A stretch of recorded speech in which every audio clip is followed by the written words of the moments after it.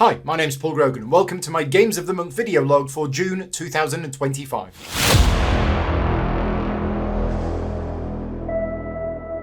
I'm recording this video on Sunday, June 29th, and I'm going to be talking about all of the games that I've played since the last video log, which was recorded on the 27th of May. I'm actually recording this on the Sunday before my birthday week off work. Yes, I'm taking next week off work and I'm going to be working harder than normal. I'm going to be live streaming games Monday to Friday, all day, every day, but none of it's paid for. So technically, it is a week off work, but it's going to be fantastic. I'm going to get to play lots and lots of great games. And yeah, thank you very much to all of my Patreon supporters for making all of these videos possible and next week possible. But let's dive in and talk about all of the games that I played in the previous month. So first up, this feels so long ago now, but on the 27th of May, the evening after I recorded the last video log, I did a 4-player playthrough of Colosseum, the Grand Spectacle. This is the latest version of the original Days of Wonder game, Colosseum, and I did a live playthrough on the 27th of May, but it didn't go public until a few days later. So it is on the channel now if you want to go and check it out. It was recorded as a live playthrough for my Patreon supporters, but then the publisher didn't want me to release it on that day. We released it a few days later.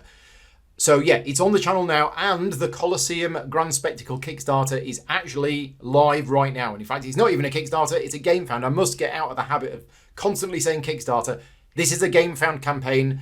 You can find it if you are interested in it. Colosseum is a classic Euro game from about 20 years ago, I think it is. It's been updated and it's got a new version, so it's called Colosseum the Grand Spectacle. As well as having a facelift in terms of the artwork and the components, the gameplay has had a bit of a change as well. They've streamlined a couple of bits of the game, and it wasn't a complicated game, but they've made it even more streamlined with the option of playing the original game, and they've tweaked with the balance a little bit as well. So yeah, if you're interested in that, go and check out the playthrough. It was a sponsored playthrough, so bear that in mind when I'm giving you my opinion.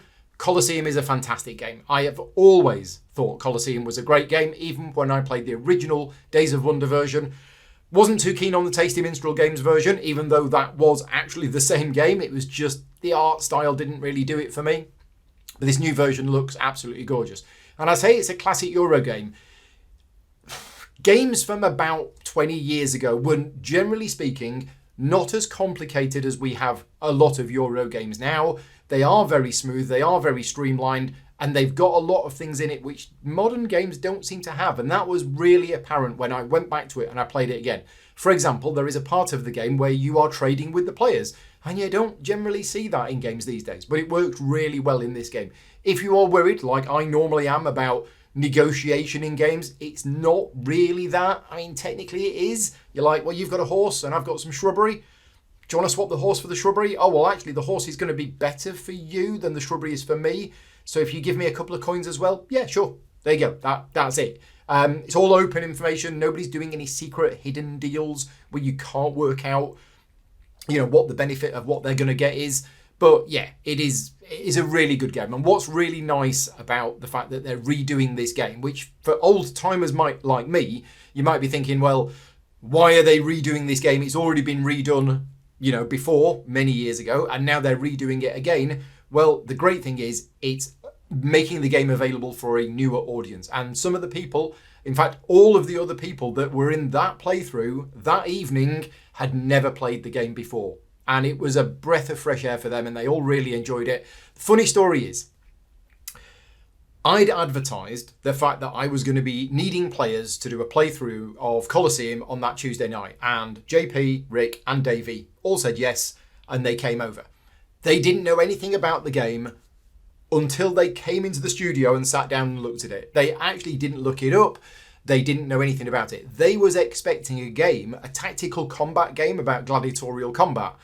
And actually, when they sat down and I gave them a quick overview just before we started filming, they was like, oh, this is not what we expected. This is like Colosseum Manager. And I'm like, yeah, that's pretty much it. You're running the Colosseum. You are putting on the shows for the people to try and get the best number of followers, and you're trying to entice the emperor and the various other senators to come into your theatre to, see the spectacle that you're going to be putting on. So anyway, that's the game. I thoroughly enjoy it. The GameFound campaign is still running at the time that I'm recording this video. So if you are interested in that, go and check that out. Then I went to UK Games Expo. So I could do a whole extra video about UK Games Expo. I'm not going to.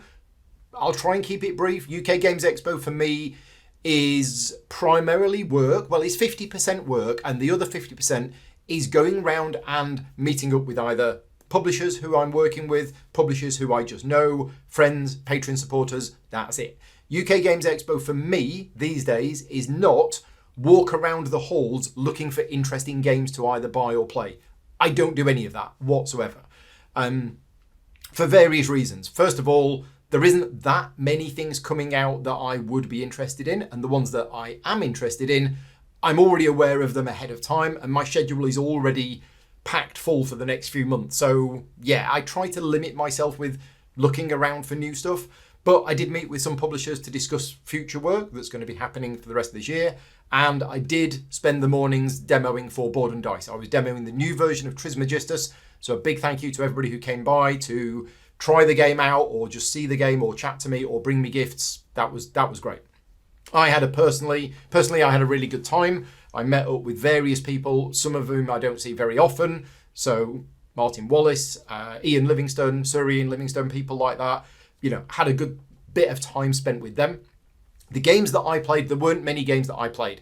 I picked up a copy of Gwent, the legendary card game, which I thought was released at UK Games Expo. It wasn't. They had a limited number of copies at UK Games Expo. They were doing demos of it. They ran a tournament, and they were giving a few copies out to press. So I got one of the very first copies of it, and I mistakenly thought that it was being sold there, but it wasn't. I believe it's either on sale now or going to be sold very soon. But I learned how to play the game, and I got a quick game of Gwent in one evening. I have since covered Gwent on the channel. I'll talk about that in a minute. I also got a game of Martin Wallace's Fighting Fantasy Adventures in the evening, because I covered that on the channel about a year ago, and I was very keen to go back to it and try again. We did play the demo scenario, which I had already played, so I still haven't dived into the actual full game itself, which is based on the original books. Haven't got that far yet. Really want to, but yeah, not got round to it yet. And yeah, then on I think it was the Saturday evening. Yeah, it was either the Friday or the Saturday evening. It's all a bit of a blur. I didn't want to go to bed yet. I had about half an hour before I had to go and get my bus. So the people there at the table proposed a game called That's Not a Hat.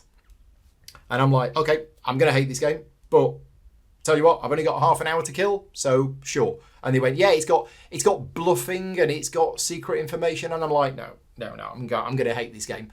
And I didn't. And we played it twice. And I really enjoyed it, to the point where I might actually pick up a copy of this game myself and have it in the GridCon library. So if you haven't played That's Not a Hat, the rules of the game are relatively simple. What happens is there's this big deck of cards, and there's artwork on them with an object, like a towel or a donut or whatever. And at the start of the game, everybody gets dealt one face up. So you're all there, sitting around the table, and everybody sees their own card, and everybody sees everybody else's card. Okay? Then you turn the card face down. And then one player, whoever is the start player, will, on the backs of the cards, there's either an arrow left or an arrow right. And you move the card in that direction. So you give it to your neighbour and you say, I'm giving you a donut. Now, of course, everybody has seen all of the cards. So straight away, you know whether it's a donut or not. So if you were given the donut, you go, oh, okay, yeah, sure. And what you do is you keep that card face down. You don't look at it. And then you give your card. And if that's got an arrow to the right, you give it back to the player who gave you the donut and say, I'm giving you a ladder. And they go, well, okay, yeah, I know it's a ladder. And you might be thinking, well, there's no game here. And that's exactly where I was. I was thinking, there's no game here. You've just given him a donut, and it's obvious it was a donut. And he's just giving you a ladder in return, and it's obvious it was a ladder. But the game eventually reaches the point where you're like, okay, so that player started with a donut. The donut is now there. That player had a ladder, the ladder's now there. That player's now going to give the ladder to them. They're now going to give something to somebody else. And eventually, somebody will forget what card is where. And this can happen for two ways. It can either be somebody is passing you a card and says, I'm giving you a banana. And you're like, I don't think that's a banana. I don't know if it's a banana. Oh, I'm not sure. Or it could be the other way around, which is even funnier, where you are about to pass your face down card to somebody and you don't remember what it is. At which point you've got to say, I'm giving you a donut. and with the confidence that it is a donut. But anyway, eventually somebody will stop the play and say, no, that's not a hat, which is why the game's called That's Not a Hat, or that's not a donut, or that's not a banana, whatever. And then you reveal it and you find out who was lying, you know, whether the person who gave it was lying or whether the person who was receiving it was wrong in calling them a liar. And that person gets the card as a negative point. And I think you play until somebody's got -3 points and then they're out of the game and you carry on. That's it. I've done a how to play video for That's Not a Hat. It was a lot of fun. We played it twice, really enjoyed it. And that was a nice end to just a nice pleasant evening with my patron supporters playing some games. So since I mentioned Gwent, which I played at UK Games Expo, let's talk a little bit about that. Because I played a couple of other games of it on the 5th, then I played again on the 11th, then I recorded a playthrough with Marcus, which is on the channel now. So I've actually played it about 5 or 6 times since UK Games Expo. It's a 15-20 minute game. There is a playthrough on the channel if you want to go and check it out. It was recorded on a Saturday, but I think I released it as a stream, not as a live stream, as a pre-recorded stream on a Monday. But just have a look on the channel, you'll find it out. Gwent is the card game, which is actually part of another computer game, The Witcher 3. So in The Witcher 3, which is one of these solo fantasy roleplay adventure games which takes forever to play, within the game, there is a game. So within The Witcher 3, you can go into a pub and you can play a game of Gwent. So there is a game within a game. Anyway, what they've done is a company called No Loading Games, and it's going to be distributed by Hachette in the UK. They have printed a physical version of Gwent, the legendary game, which is what it's called. Now, there is also a digital adaptation of Gwent, which I have played a lot. And when I say a lot, we're talking possibly in excess of 1,000 games of this. It is a digital app. It's available for Steam. It's on Good Old Games, I think, and it's on your iPad, Android, whatever. And it's still going by CD Projekt Red. It will come to me eventually. Anyway, so yes, there is a digital adaptation of this game. I absolutely love Gwent as a card game. And one of the reasons why I love it is it changes almost everything you know about every other card game that you play, because so many trading card games, LCGs, whatever, are all based on the Magic the Gathering model of here's a deck of cards, you will draw 1 or 2 cards around, you're trying to kill your opponent, you know, you're placing cards onto the battlefield, all of that kind of thing. Gwent is very, very different. First of all, without teaching you how to play the game, the cards do not have a cost to play. On your turn, your choices are play a card or pass. That's it. So it's all about the deck construction, and in the digital adaptation, you have a cost. Every card has a cost, and you have to pay that cost to put the card into your deck. But once the card is in your deck, on your turn, you play a card. And basically, players keep playing cards until both players pass, and then you look at who's got the highest strength on the battlefield, and that player wins. But here's the other big change. You have your deck of cards. You draw a certain number of cards at the start of the game, which is 10, and that is the 10 cards that you have for the entire game. Now, when I say game, a game is divided into the best of 3 rounds, and you don't, like other card games, reset and play a separate game each round. No, you've got your 10 cards, and those are your 10 cards to last you for the entire game. So you might only play 1 or 2 cards in round 1 and then say, I tell you what, no, I'm gonna lose this round, but hopefully I'll win the next 2 rounds. So yeah, very, very different. I really like it. Fairly simple rule set, but really interesting gameplay. If you're interested, go and check it out. I have covered it on the channel, Gwent playthrough from a couple of weeks ago. If you do go back to my channel and you search for Gwent, you might find some playthrough videos for the digital adaptation as well. You're looking for the one from a couple of weeks ago. That is Gwent. Moving on to the week after UK Games Expo was Kinfire Week at Gaming Rules HQ. Kinfire Delve and Kinfire Chronicles and the upcoming Kinfire Council are all games designed by Kevin Wilson and published by Incredible Dream Studios. Incredible Dream is the company that Kevin formed once he left Fantasy Flight Games, and I was lucky enough to be in contact with them, and I'm doing sponsored playthrough videos for all of them. So I've done a sponsored playthrough video for Chronicles. That is on the channel now if you want to watch that.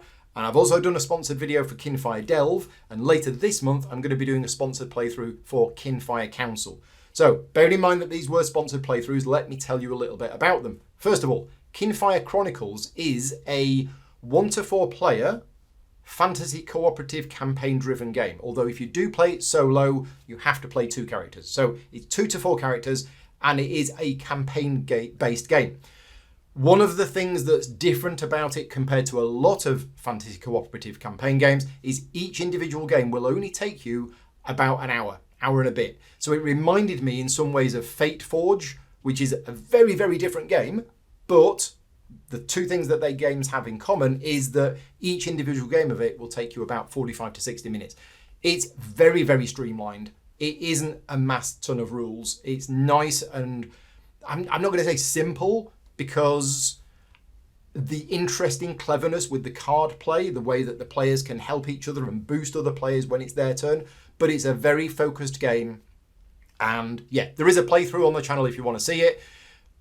Scenario 1 of Kinfire Chronicles is a tutorial. So we made the decision actually on the day itself, with approval from the publisher, that we're not going to show we're not going to show scenario 1. Because the start of scenario 1 is actually a little bit of a guided learn to play just for the first couple of turns, and then it leaves you on your own after that. But we decided to skip that, and we played, I think, chapters 2 and 3, because it's a branching storyline, and you always do 2 next, but you might not do 3 after 2. I think when we practiced it in the afternoon, we went somewhere else and did something else. But anyway, the Kinfire universe, I'm new to it. I haven't experienced it before until seeing it in these games. And it's a really nice setting. And Incredible Dream have done a really good job with production of the game. And I wanted to give a shout out to everybody on the Discord server, both the official people on the Discord server and the unofficial people on the Discord server, for helping out. Because when I was learning the game and I occasionally had the odd question, I would get an answer very quickly. So that was good. So Kinfire Chronicles, that's the campaign-based game. Then there is Kinfire Delve. Now, Kinfire Delve is also a cooperative game, and there's 3 different boxes. So 3 different box sets. Each box contains a boss that you're trying to fight and 2 of the 6 characters from Kinfire Chronicles. So if you buy all 3 boxes of Kinfire Delve, you will have all 6 characters, and actually you can play any of the characters in any of the boss fights. And if you have more than 1 box, you can play up to 4 players. So if you just buy 1 box, you can play it 1 or 2 players. And if you play 1 player, it is true solo. You are playing 1 character. But you can play 2 characters if you want to.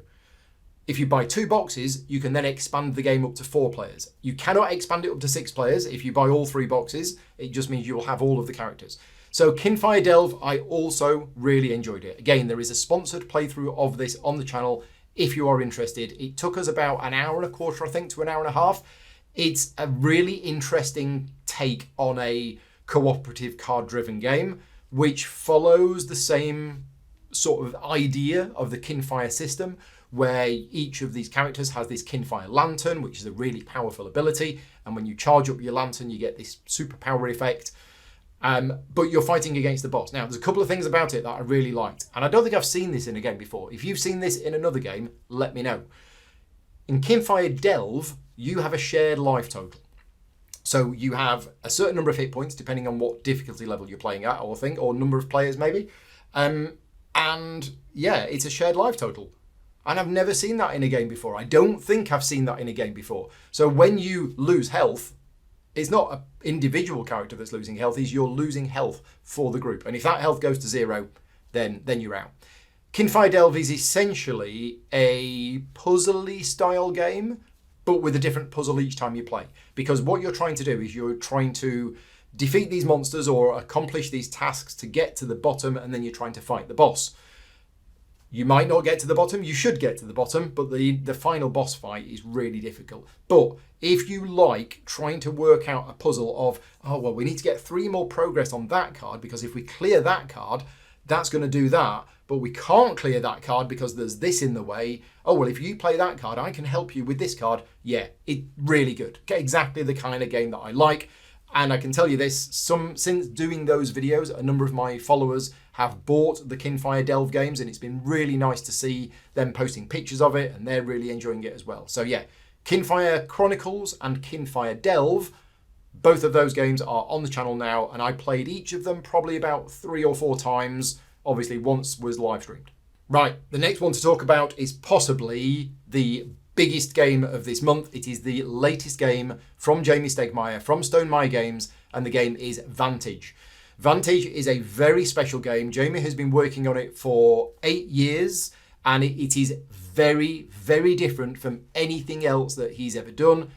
Very different from anything that Stonemaier Games have ever done, and actually a very different game from a lot of other games. It is a fully cooperative game. It is played 1 to 6 player, and the idea of the game is that you have crash landed on a planet and you are trying to accomplish a particular mission. Now, there are 21 different missions in the game, and there are 126 different locations that you can crash at, and every player will crash at a different location. It is extremely rare. I've never had it in any of my playthroughs so far, where 2 of the players will actually meet up. It can happen because you are on this world. This is an open world exploration game. And when I say there are 21 different missions in this game, don't think of it like 21 scenarios. It isn't 21 scenarios that once you've played a scenario, you work out how to do it. Your mission might be, right, you need to collect 25 different plants. Okay, right. And that mission will be possible no matter where you land on the planet. It is what you do and where you go. Now, the reason why it's called Vantage is it's a card-driven game, and each player will have a card in front of them, which is a view of what they can see. It is their vantage point. You are allowed to tell the other players anything about the card. You can read out the text on it, you can read out the actions, you can describe the artwork. You're just not allowed to show the card to other players. And the idea is that players communicate with each other because they're in communication with each other through their headsets. And you can basically try to help each other out and share information and things like that. This is not a campaign game. So each time you play this game, it will be a standalone game where you crash land on a planet, you get a particular mission, and the world is there for you to explore. There is, other than the location where you land at and the mission that you've got, there is 0 randomness in the game. Now, I say 0 randomness, that's completely wrong. Right, let's change my mind on that. What I'm saying is, and this is another cool part of the game that's very clever and very interesting and very different, is whenever you do an action in the game, it will succeed. It isn't, I'm going to try and climb that rope. Okay, roll some dice. Do you succeed? Yes or no. You will always succeed at everything that you try to do. But there are consequences, and that's where the random element comes in. You will roll some dice, and it's all about mitigating those dice results, because if the dice show certain symbols, you'll lose health, you'll lose time, or you'll lose morale. And if any of your markers get to 0, that can trigger an end of the game situation. And what you're trying to do is you're trying to travel around the world, explore the world, and build up your grid of cards in order for you to be able to mitigate more of those dice when you roll them. Yeah, it's kind of like, it's an experience. It is a game. It is very much a game, but it is also one of those games where the fun in the game is in playing the game. It doesn't matter whether you accomplish the mission or not. It's all about you playing the game and you enjoying the experience. Now, I have played it, I think, 7 times in the last month. Some of them have been solo, some of them have been 2-player, some of them have been 3-player, and I've played it once with 4-player. The player count does go up to 6. Honestly, I probably wouldn't want to play it at more than 4, because I think, even though it's a fully cooperative game and you're all talking to each other, I think there might be a little bit too much downtime between me actively being engaged with the game if it was more than 4 players. That's my own personal thoughts on it. I have done a 3-player playthrough on the channel, so if you're curious about the game, go and check it out. Now, you will get spoilers in the video. In fact, you'll get spoilers even just from opening the box. Any video you watch on this game will be spoilers. What I will say, though, is that you're probably not going to remember everything. So I think it's safe to go and watch my video. You will get an idea of how it plays. I don't even remember what we did in the game. So yeah, the world is there to explore. I can see me playing this game easily another 30, 40 times because there's this massive world to explore. And even when I go to the same location again, the next time I play, I'm going to do something different. So yeah, Vantage, very special game. Was a sponsored playthrough video, my first ever sponsored playthrough video from Jamie. So thank you very much to Jamie for sponsoring that. What was really interesting is I spoke to Jamie before the playthrough and I said, look, we're doing a live playthrough. It's a sponsored live stream. I'm really nervous about getting the rules right. are you able to pop into the chat to just watch us to make sure that we're playing correctly? And he sent me this email back and he said, well, I'll definitely pop in and say hi, but I don't have the time to watch you playing the game unless you're going to pay me. And the idea is that I'm paying you. So we had this good banter and I was like, yeah, you're absolutely right, Jamie. So it was very nice of him to pop in and say hi. 2 hours later, I think he left because he had a meeting to go to. And he messaged me afterwards and he said, I'd only planned to stick around for about 20 minutes, but I had so much fun watching you all play that he was there for about 90 minutes or 2 hours in the chat. And that was really good. I kept looking across at the chat and there were comments from Jamie in there. So yeah, he was thoroughly enjoying watching us playing the game, which must be great. He's worked on this game for 8 years. And to see people thoroughly enjoying something that he's created must be great. Anyway, that is Vantage. Playthrough on the channel now if you're interested. Go and check that out. Next game I want to talk about is Primal the Awakening. Our campaign continues, and I actually don't have very much more to say about this game than I haven't said already. If you haven't seen any of my vlogs for the last few months, we are playing through a full campaign of Primal the Awakening. We're generally playing it twice a month, and the whole campaign is going to be 12 parts. And we did parts 5 and 6 in the last month. So we fought... Who did we fight? I think we fought Taruga. I think this fella. Why is he over there? He should be here. So we fought this guy, Crystal Wolf type thing. And then we fought Digarax, which is this one. We fought this on Tuesday. Primal the Awakening continues to be the game which I thought it was, and I've been enjoying it. I've been enjoying it a lot. Again, it's very hard for me to just not repeat everything I've said in the previous month.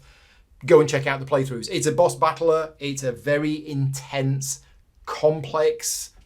I say complex. The complexity in the game comes because of the precise timing rules that you really need to learn for the card interactions and how the thing works. Once you've got it, then hopefully it will stick. But even multiple games in, there is still the situation where we're missing a trigger. And even in the one that we did this last week, I thought we'd got it absolutely right.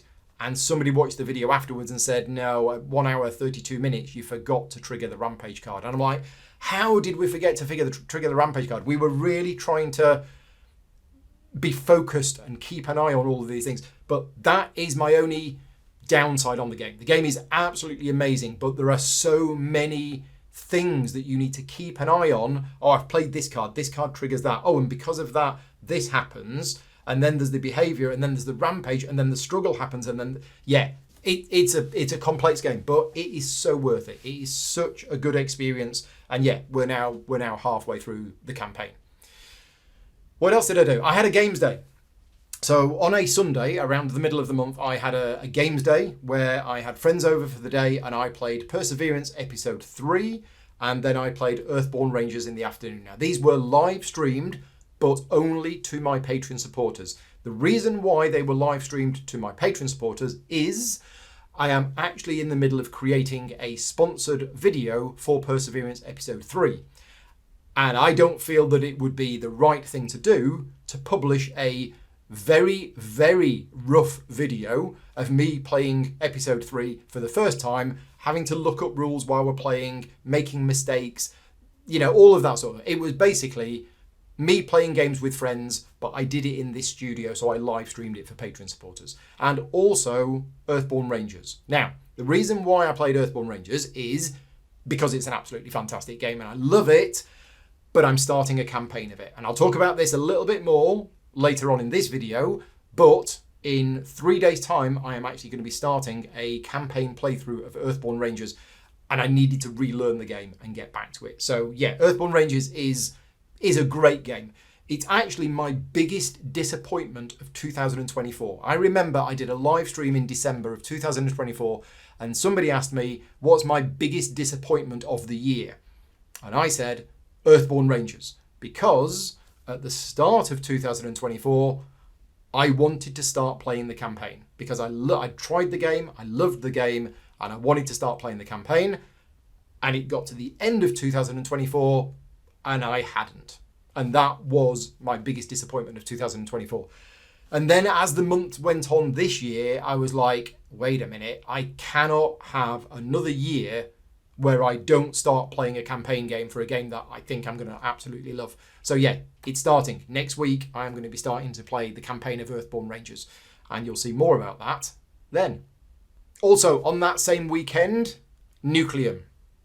Nucleum has another expansion. It has the Energy Research Institute expansion, which I got an early copy of. I think it might be out now. If it's not out now, it'll be out soon. But there is another expansion for Nucleum containing 8 new experiments. No new map, no new rules, none of that. Just 8 new experiments, bringing the total number of experiments that you can play to 14.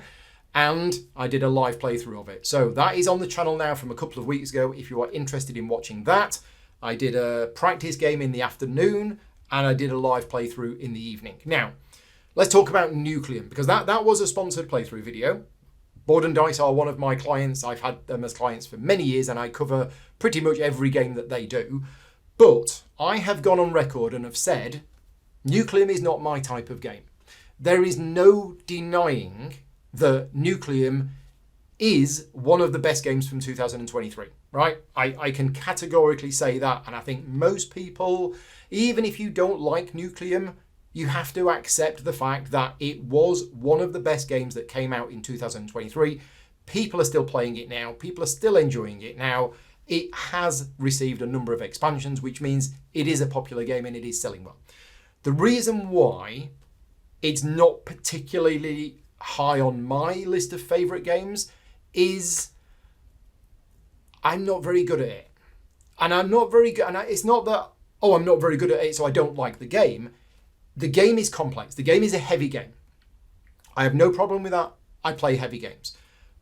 But the problem that I have with Nucleum is I'm not good enough to be able to play better. And therefore, I sit down and I play a game of Nucleum and the other players are always playing better than me. And I will generally come last. And my experience in playing Nucleum is such that I know I'm not playing well. I don't seem to have the skill or the talent to improve because I'm just not understanding the flow of the game. And again, this is not a problem with the game. This is a problem with me. And some games, like Nucleum, I just can't seem to get my head around how to actually play this game well. Until that day. And that day, when we practiced in the afternoon, bearing in mind, I hadn't played for about a year. And then in the evening, not only did I win both games, I absolutely stomped on my opponents and won by a considerable country mile. So that's my secret trick is decide that you don't like a game, stop playing it, and then go back to it after a year, and suddenly, I don't know. I think it must have been something in the water that day, but I was absolutely on fire. And what was really funny about the learning game in the afternoon is that I thought I'd completely and utterly messed it up. I did a particular thing. I started building mines in the middle of the board and then realised, wait a minute, I can't actually power any of the buildings. I've built my stuff in such the wrong place. And then even when I built another network somewhere else, I'm like, well, all of my uranium's over there. I now can't get. And we were like an hour and a half into the game. And finally, I managed to do it. I managed to build some stuff and I managed to connect it. And I was like, right, I'm now going to energize this building. It's going to require like 10 power, but I've got all of this uranium. I can do it. Oh, wait a minute. The power plant hasn't been upgraded. It can only take coal. And I'm like, yeah. And somehow I managed to turn that absolutely horrendous play full of mistakes into a win and then continued in the evening. So yeah, this is just me bragging about how well I did a game of Nucleum. It might never happen again. But yes, Nucleum, Energy Research Institute, yeah, 8 new experiments. Some of them, and to be fair, I did play one of the easier ones. Some of them are really complicated. There's 2 of them, the Genius Twins and the Mistress of Intrigue. They are very complicated and they are really, really high on the difficulty scale, but they are really in there only for very experienced players. But anyway, if you're interested in that, Have a look at it up on Board Game Geek. You'll find the details of it. And we did a 3-player playthrough using 3 of the new experiments. Also on that day, I played the latest version of a game called Ingenious or Genial from Kinfire. I've been a fan of this game for 20 odd years, ever since I got an original version of it. In fact, my copy of it is a Finnish version of the game. Not finished, a Finnish version of the game. I don't know quite how I got a Finnish version of the game, but I've been a fan of it. It's an abstract tile-laying game from Kinfire. Cosmos UK have published Cosmos UK and Cosmos Germany published a new version of the game, and it's called Genial 3D or Ingenious 3D. I was very excited to try this because I thought, well, it's ingenious. And I played it on that day, in between the 2 games of Nucleum, and I also played it on the same day after we'd played Earthborne Rangers. What can I tell you about this? I haven't done a playthrough video for this, so you won't find a playthrough video of this on the channel yet. I will put a picture on screen now of this is what the game looks like while we were playing it. Without explaining the rules of this game, what I will do is I will tell you the differences between the 3D version and the non-3D version. If you haven't played the original game, this won't make any sense to you. But in the original game, you are placing tiles on the board, and the more tiles you place contiguously connected together of tiles of the same colour, the more points you get. But once the tile has been placed, that's it. It's fixed. In Genial 3D, you can go upwards. So you don't count upwards. You always count as if you were looking down on top of it, but colours that are there can be covered over by other colours. So the board state changes a lot more than it does in the original game. Now, I thought that was going to be a problem because I don't like things that change, but it actually works really well. And it brings an extra, I'm going to use a pun here, an extra dimension to the game that wasn't there before. Because before, once you got a group of colours, that group of colours was fixed. And you could block in that group of colours, which means it was enclosed and it was blocked off and it could never grow. Well, now you can put tiles in the middle of a block of colour of the same colour and score it again. So yeah, it's just really interesting. It's probably now, I've only played it twice, but I think I prefer it to the original game. So yeah, let's talk a little bit. I remember now, I've just skipped over it. I mentioned that we played Perseverance Episode 3 on that games day. I'm not going to say too much more about this because I am in the middle of creating the official tutorial videos for Perseverance Episode 3. All I will say about it is if you have enjoyed Episodes 1 and 2, Episode 3 is better. I'm going to say it's better because I think the designers think it's better. I think it's better. If you didn't like 1 and 2, it depends why you didn't like 1 and 2. You might still like 3 because I think they've learned a few things. I'll be honest with you, even though I did the official tutorial videos for 1 and 2, there were a couple of parts of 1 and 2 that I wasn't keen on. I wasn't keen on the votes, and you have to gain the votes, and then there's the assembly, and then the votes convert into followers. It's like there's an extra step that didn't feel... Anyway, that's gone. You still have assemblies in Episode 3 and Episode 4, but you just get followers. And it's based on your presence in an area. So they've really streamlined a couple of parts of the game and made it more manageable and easier to learn and easier to teach. Yeah, I like the Perseverance series of games, and I am looking forward to, at some point, playing Episodes 1, 2, 3, and 4 back-to-back in a campaign mode. But yeah, Perseverance Episode 3, I'm working on the how to play video at the moment. It won't be released until September, either end of August or September, because once I've finished working on Episode 3, I'm going to start working on Episode 4.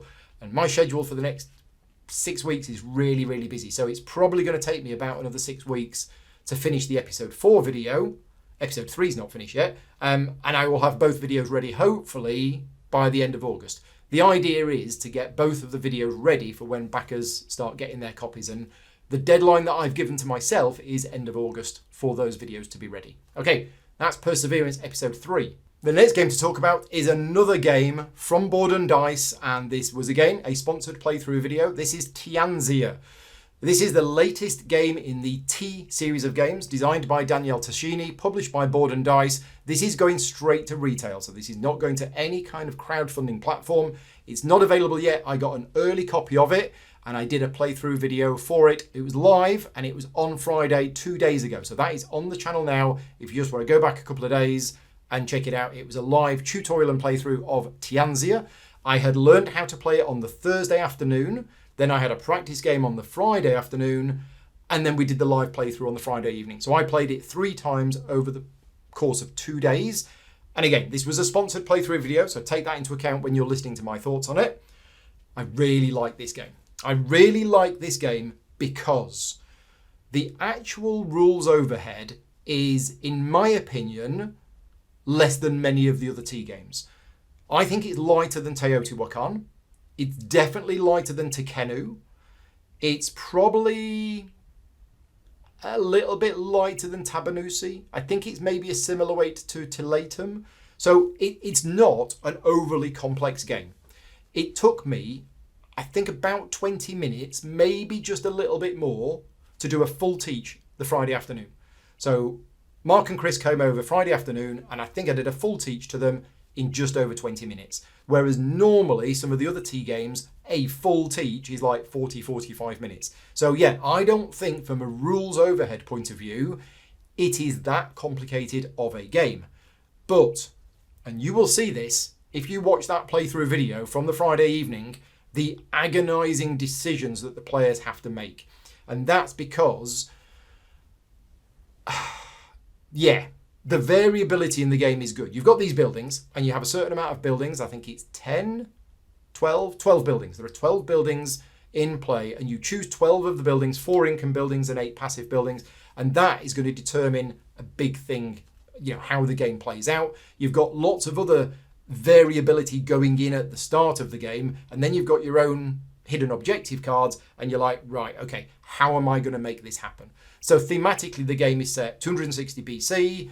You've got the 7 warring states, you've got the 7 regions in ancient China, and they're all fighting against each other, although they're not really fighting against each other in this game. They're kind of working together to try and fight off the hordes by building the Great Wall. Yes, we've got another game where you're building the Great Wall against the rampaging hordes coming from the top. In that respect, and somebody warned me about this and said, Paul, you might not like this game because it's semi-cooperative. And I'm like, right, burn it, throw it in the bin. I don't like semi-cooperative games.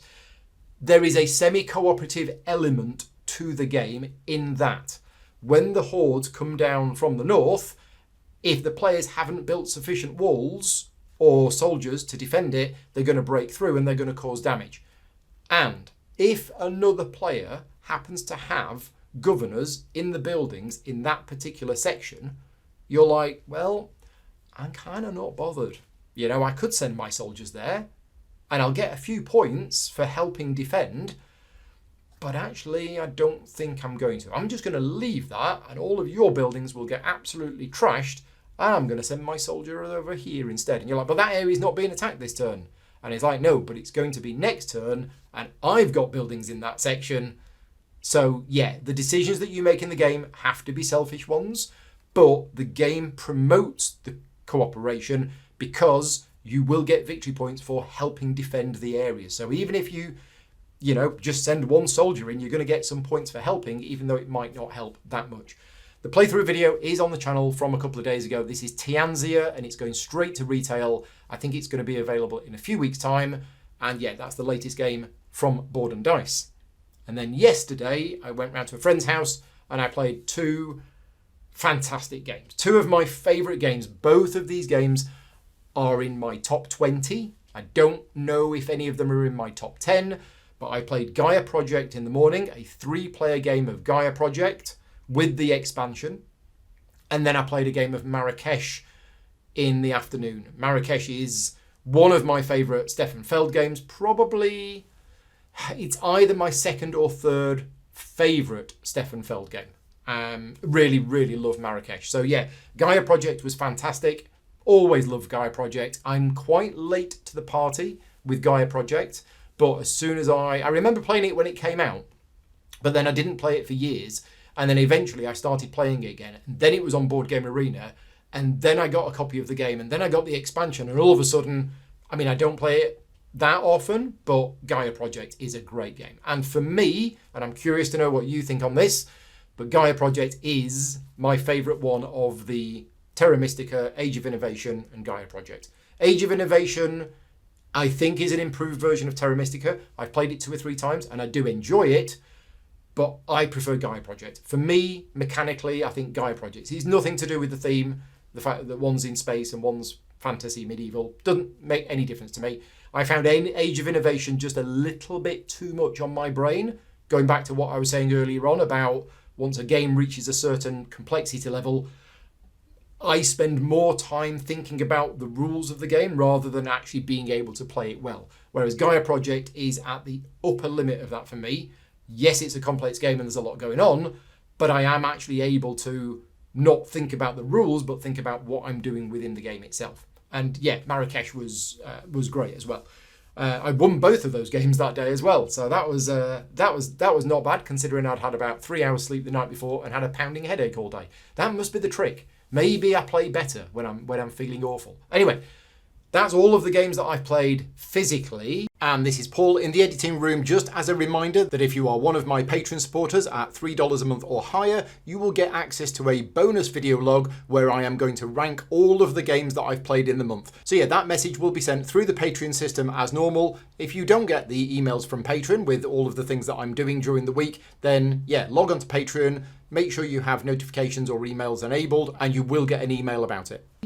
Let's talk about the games that I've been playing on Board Game Arena and other places. A couple of games of Tower Up. Tower Up is a fantastic game. It's probably my number one gateway game at the moment. It's a really, really good game. Published by Monolith. Very, very simple rules. It's on Board Game Arena. The implementation is really good.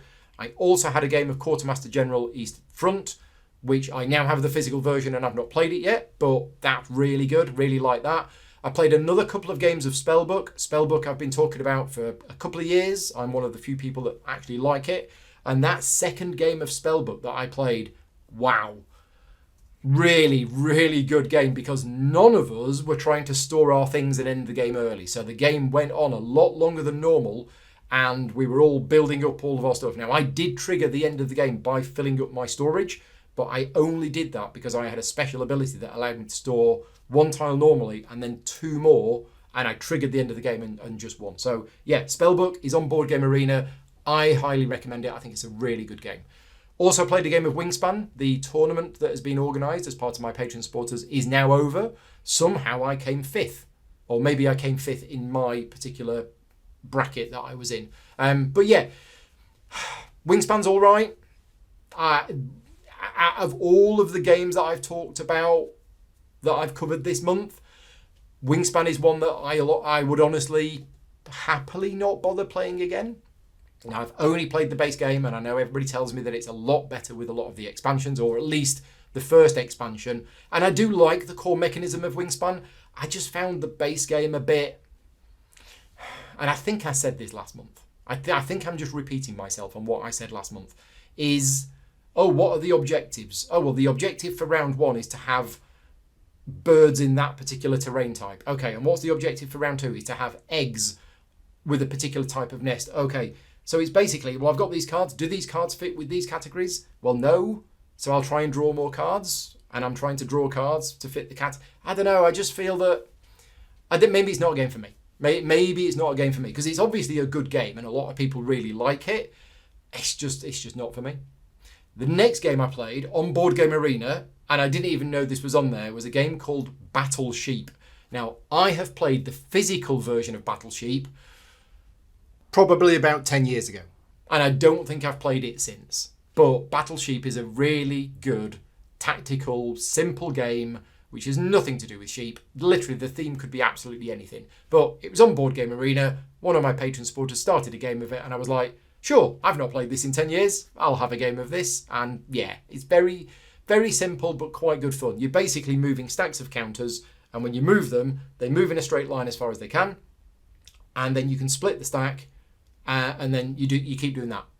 And at the end of the game, whoever's got the most different spaces on the board wins. And you're basically blocking each other off is how it is. I also had a game of White Castle on Board Game Arena, which I'm enjoying a lot more. Now that I've gone back to White Castle, even though the implementation on Board Game Arena doesn't have the expansion, I'm going back to White Castle on Board Game Arena base game, and I'm enjoying it more than when I was enjoying it before. So yeah, played a few games of that on Board Game Arena. So that's it for all of my Board Game Arena plays. What else have we got to talk about? Other things. Pathfinder Adventure card game, or Pathfinder Adventures, the digital app. I'm still playing that in the background, both in a combination of on my computer and on the iPad.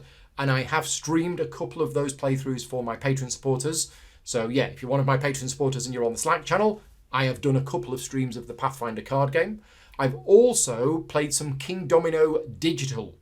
This is released. As of last week, they have done a digital version of King Domino. It's only on iOS and Android at the moment, but the Steam implementation is coming soon. They gave me early access to the Steam version, but it's not quite finished yet. And I have done a video on this. So I am doing a giveaway for a copy of King Domino Digital. The giveaway ends on the 11th of July. So by the time this video goes out, you will have time to enter the contest. All you need to do is go and check out my playthrough video for King Domino Digital, and there is a link in the description of that video. All you need to do is enter the contest, leave me a comment on the YouTube video, and you could win a copy of King Domino Digital. King Domino is a great game. It's a really, really good gateway game. Very, very simple rules, but a bit like Tower Up, it's almost the perfect gateway game. Simple rules, 20 to 30 minutes to play, and that's what you need from a gateway game. I remember 25 years ago, Settlers of Catan, or as it's now known, Catan, was the gateway game. Catan is not a gateway game, not by modern standards. A gateway game is less than 5 minutes to each and a 30-minute game, maybe 40 minutes max, not 15 to 20 minutes rules to each, or 15-minute rules to each, and then an hour and a half game. Ticket to Ride came along, and that knocked Catan out of the park as a introduction gateway game.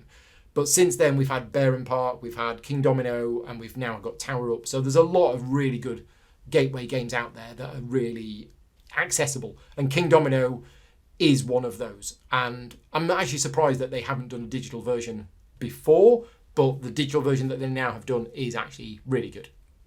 Also, in the last month, I've released the How to Play video for Gloomhaven 2nd Edition, which is not really a how to play video for Gloomhaven 2nd Edition. It's a what's different between 1st Edition and Frosthaven and Gloomhaven 2nd Edition. And the reason for that is I spoke to Isaac and we agreed that it wasn't worth me taking 3 months out of my schedule to basically do the exact same video as I did for Frosthaven, but with different things in it. So we agreed everybody needs to go and watch the Frosthaven video and then watch the Gloomhaven 2nd Edition video in order to find out what's different. That's what we agreed to do, so that's what we've done.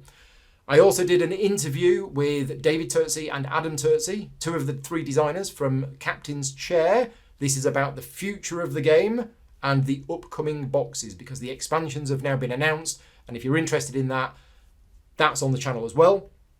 And there is one other playthrough that I did, which I didn't really speak about in my games that I played, but I actually played a game of Magic the Gathering. Now, Magic the Gathering is a game which I have very strong opinions on. It took over my life in the 90s, and I highly respect it as a game which has transformed the industry and been really, really good for the hobby, and it's still being played now, 30 years on, or however many years on we are now. But I personally find the game fundamentally flawed, and almost every card game that's come since has fixed the fundamental issues of Magic the Gathering. So why did I play a game of Magic the Gathering? It's because I'm actually going to be doing a little bit of rulebook consultancy for Wizards of the Coast.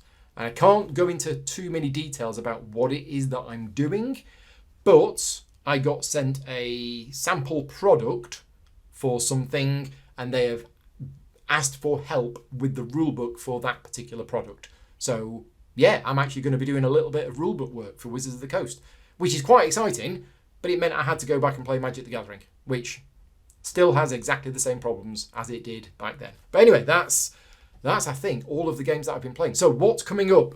Well, next week. I say next week. I'm recording this video on the Sunday, so for me, this is next week, but this video might not actually go live until Monday night, at which point next week has already started.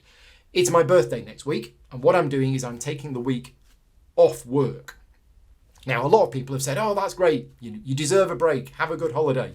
Right, what I'm doing next week is I am live streaming me playing games all day, every day for 5 days.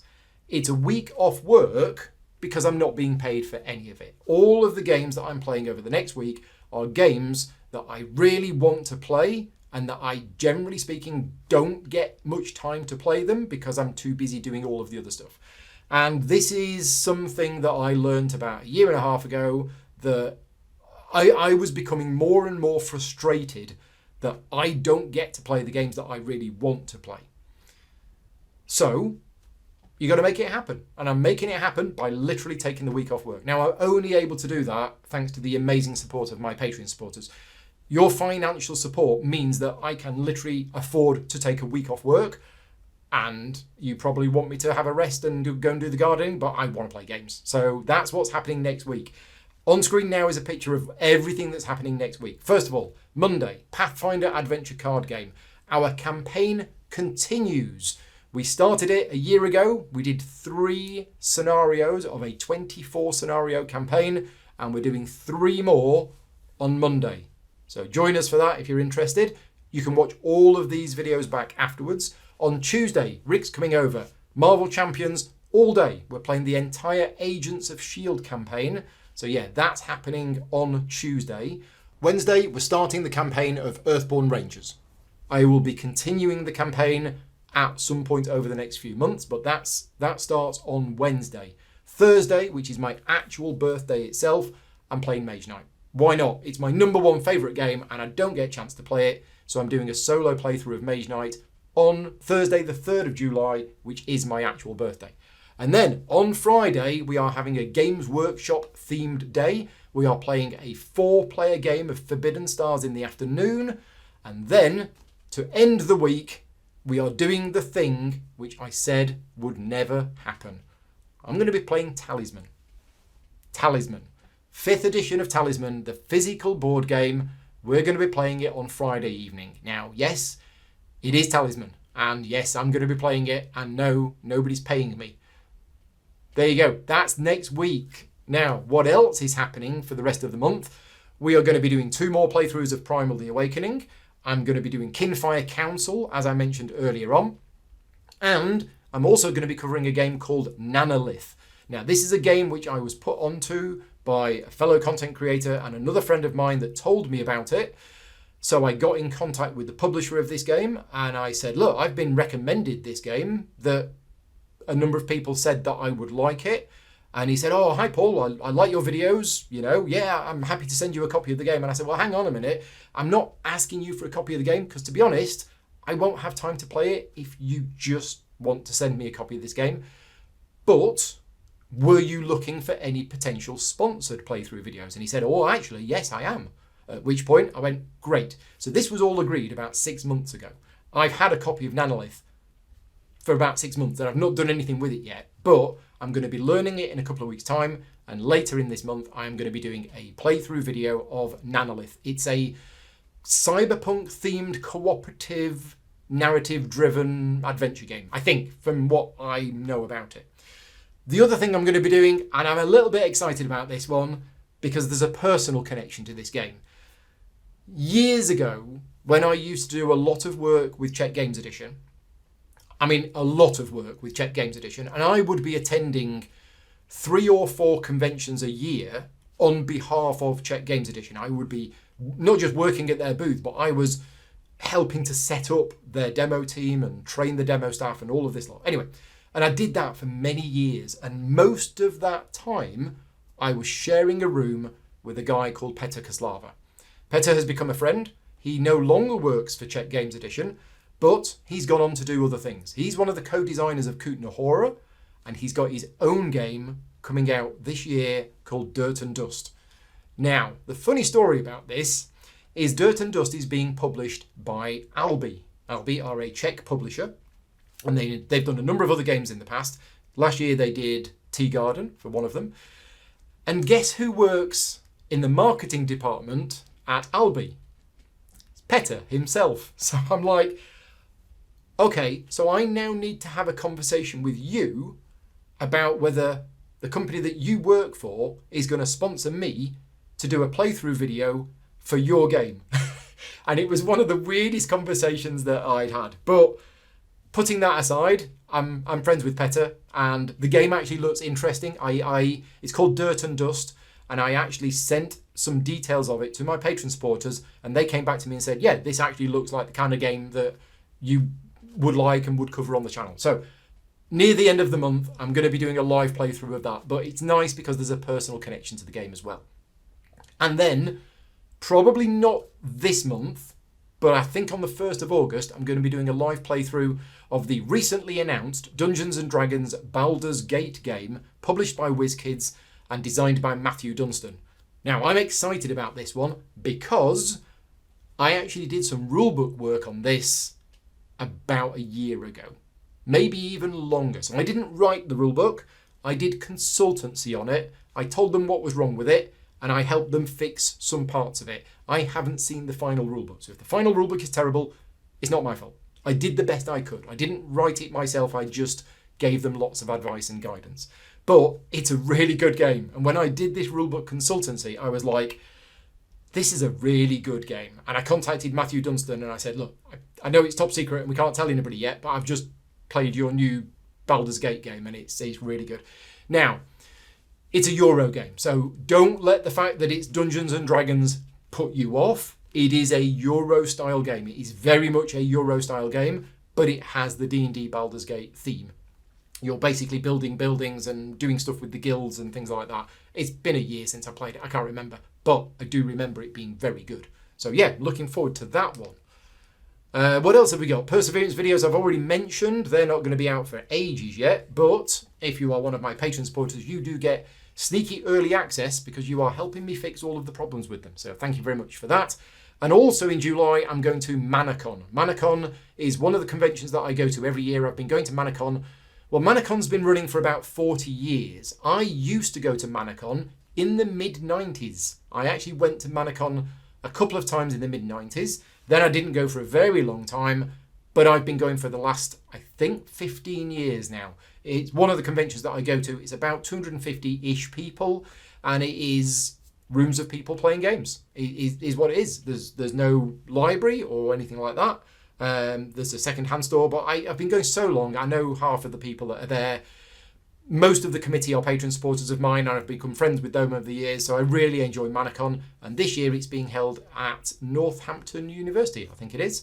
So yeah, going to be going to that. That's around the middle of July. If you are going to Manacon and you are one of my patron supporters, make sure you join the Slack channel, because we can meet up, we can play some games together, and it will be organised through the Slack channel. So yes, I'll be playing lots of games at Manacon.